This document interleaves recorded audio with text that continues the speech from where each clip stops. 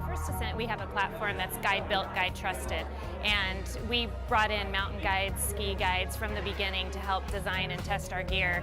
They're spending hundreds and hundreds of hours in the mountains every year, and they're really the best people to get out there. They depend on this gear for their survival, and so what better way to design and test it? We spend a bunch of energy looking at that gear and trying to figure out how to improve it. Oftentimes that doesn't mean adding features, it means taking features off, keeping it streamlined and efficient, and putting a lot of emphasis on function. Okay. But then we also have this. The overlap. Well, the overlap we'll get to, but if you look at this... It's challenging designing gear, and our guide team works pretty well together. I know one thing that we say is we rarely agree, but we come to alignment. Got a lot of different mountain guides in a room. It's pretty tough to get everybody to agree on the same things. And also working with the designers has been challenging. We've been doing it for 3.5 years, and man, it gets heated in those sessions. But they become good listeners. I think we're better listeners, and together we're building pretty good gear. Athletes serve multiple roles, not only in terms of design and understanding the inherent aspects of the marketplace, but also in terms of providing a face that's friendly and approachable.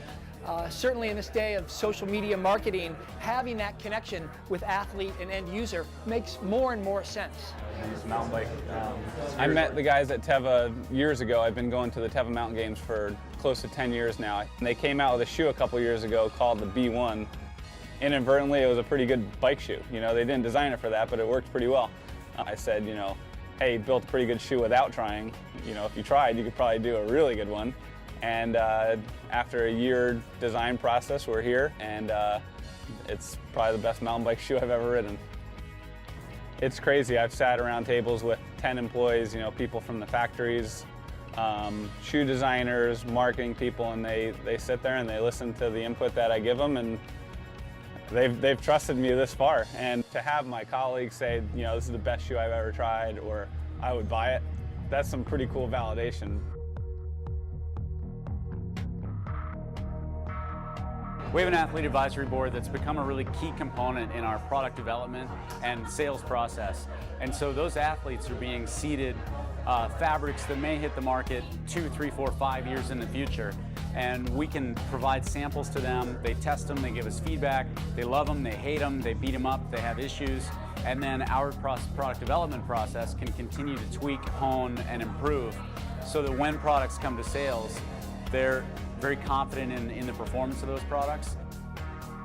I love to know that there's product out there that's designed well, it functions really well, that I can use, my friends can use, my competitors can use, and that we're gonna get something out of it. We're gonna be able to race and not worry about what we're wearing because it's functioning really well. We don't even know it's there because it's doing its job.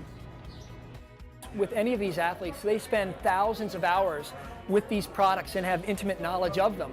But that knowledge translates to someone who works 40 hours a week sitting at a desk, because really, if it's good enough for those guys, a lot of the elements you'll go out and it'll be much more intuitive and a much easier feel. And so if you're not thinking about the gear that you use, you're thinking about the experience, and if you're having that experience and the gear's not getting in the way, you're gonna have a better time.